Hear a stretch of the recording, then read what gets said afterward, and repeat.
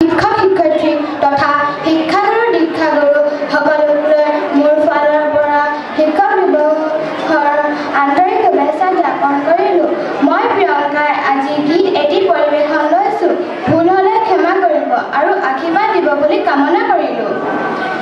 বহুদিন গাঁৱলৈ যোৱাই হোৱা নাই, বুকুৰ আপোন আছে কত দেখাই হোৱা নাই, বুকুৰ আপোন আছে কত দেখাই হোৱা নাই। দিনটো নহয় বহু বছৰে যোৱা নাই, বহুদিন গাঁৱলৈ